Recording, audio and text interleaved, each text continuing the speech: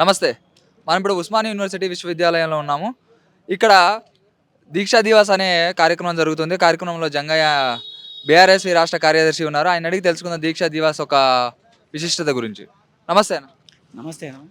ఇప్పుడు BRSV party వాళ్ళందరూ గూడా బీఆర్ఎస్‌వి స్టూడెంట్ యూనియన్ అందరూ గూడా దీక్షా దివాస్ అనే కార్యక్రమాన్ని చేపడుతున్నారు. అంటే ఇంతకుముందు నవంబర్ 29, 2009లో ఈ దీక్షా దివాస్ కార్యక్రమం కేసీఆర్ గారు స్టార్ట్ చేశారు. అయితే ఇప్పుడు ఆ రోజు నువ్వు స్మరించుకొని మీరు ఇయాల దీక్షా దివాస్ కార్యక్రమం చేస్తున్నారు. దాని గురించి మీరు ఏమంటారు? ఈరోజు ఈ దీక్షా దివాస్ ప్రోగ్రామానికి చాలా ప్రత్యేకత ఉంది. ఎందుకంటే ఈ రాష్ట్రాన్నే మలుపు తిప్పిన రోజు. ఒక భారతదేశ భౌగోళిక చరిత్రలో ఒక తెలంగాణ రాష్ట్రానికి ప్రత్యేకంగా భౌగోళిక పరిస్థితి తీసుకొచ్చినటువంటి గొప్ప నాయకుడు మాజీ ముఖ్యమంత్రి సీఎం కేసీఆర్ గారు. ఎందుకంటే ఈ రాష్ట్రం రాకముందు సమైక్య పాలనలో ఈ రాష్ట్రంలో నీళ్ళ విషయంలోనే కానీ, నిధుల విషయంలోనే కానీ, నియామకాల విషయంలోనే కానీ, అదే ఆంధ్ర పెత్తనందారుల యొక్క వ్యవస్థ ఉండే. ఈ తెలంగాణ రాష్ట్రానికి సంబంధించినటువంటి నాయకులను ఎక్కడ ఎదగనియలేరు. ఆంధ్ర పెట్టుబడులైనా కానీ, ఆంధ్ర వ్యాపారస్తులైనా కానీ, ఆంధ్ర రాజకీయ నాయకులైనా కానీ తెలంగాణ రాష్ట్రానికి చాలా చాలా అన్యాయం చేసిర్రు. ఆ ఆ అన్యాయం వ్యతిరేకంగా పుట్టిందే ఈ దీక్షా దివాస్. ఈ దీక్షా దివాస్ను మాజీ సీఎం కేసీఆర్ గారు ప్రారంభించుడు. అప్పుడే ఈ తెలంగాణ ఉద్యమం స్టార్ట్ అయింది. ఈ తెలంగాణ సమాజంలో ఏ విధంగా అన్యాయం చేస్తుండ్రు, అసలు కేసీఆర్ గారు ఎందుకు చేస్తుంది దీక్ష అని ఈ తెలంగాణ సమాజానికి తెలియజేయడానికి కోసమే దీక్షా దివాస్ చేస్తుంది.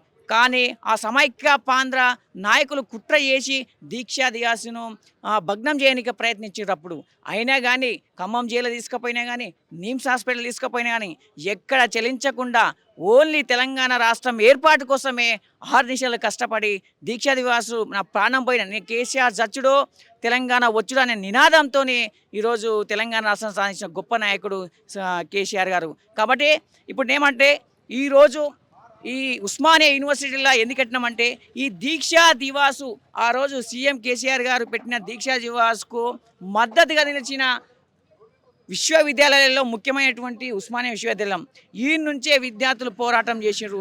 మేము సీఎం కేసీఆర్ గారి వెంట ఉన్నాము, మీరు చేయండి దీక్ష అని ఇక్కడి నుంచే పోరాటం చేసినటువంటి గొప్ప విద్యార్థి నాయకులు, ఇదే ఉస్మానియా యూనివర్సిటీ నుంచి గొప్ప గొప్ప విద్యార్థి నాయకులు ఆ తెలంగాణ ఉద్యమం నుంచి ఇప్పటి వరకు చట్టసభలకు పోయినరు. అంటే తెలంగాణ ఉద్యమాన్ని ఉరుతలుంచినటువంటి దీక్షా దివాస్ ప్రోగ్రాన్ని సందర్భంగా ఈరోజు ఉస్మానియా యూనివర్సిటీలో దీక్షా దివాస్ చేసి అంటే భవిష్యత్ తరాలకు అసలు సీఎం కేసీఆర్ గారు అంటే మాజీ సీఎం కేసీఆర్ గారు అసలు దీక్షా దివాస్ ఎందుకు చేసిండ్రు, ఆ తెలంగాణ అసలు ఎవరు తీసుకొచ్చిండ్రు అనేది భవిష్యత్ తరాలకు తెలియజేయాలి.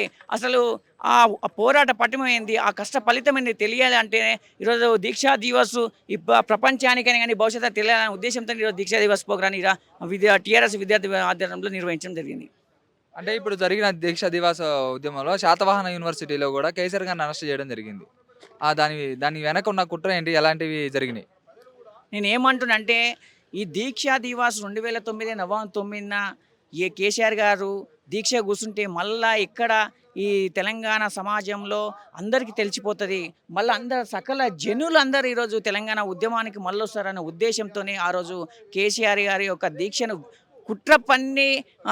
కుట్రల పరంగా అంటే దాన్ని విరమింపజేయాలని కుట్ర పన్నిరు.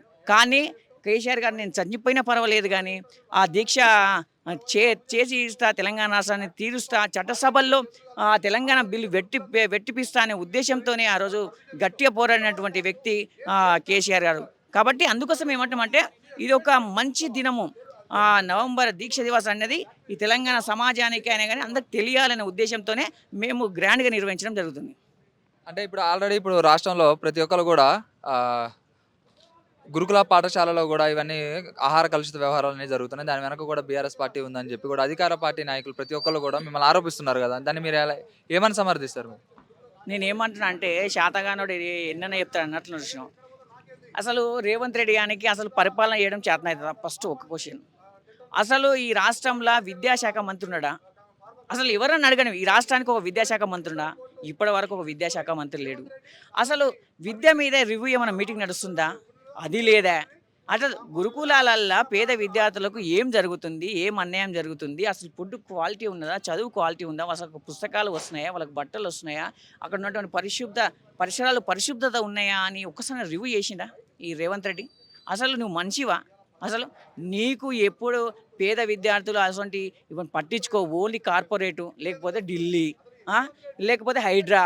అంటే హైడ్రా అనేది ఏదో పైసలు సంపాదించుకోనికే, అజేయనికే మాత్రం హైడ్రా వాడుకుంటున్నాడు. అంటే పేద ప్రజలను ఆయన ఏం చేస్తున్నాడంటే రేవంత్ రెడ్డి వచ్చిన తర్వాత ఓన్లీ పేద ప్రజలను చూడండి మీరు. ఇప్పుడు గురుకులాలు ఎవరో ఉన్నారు? పేద విద్యార్థులే.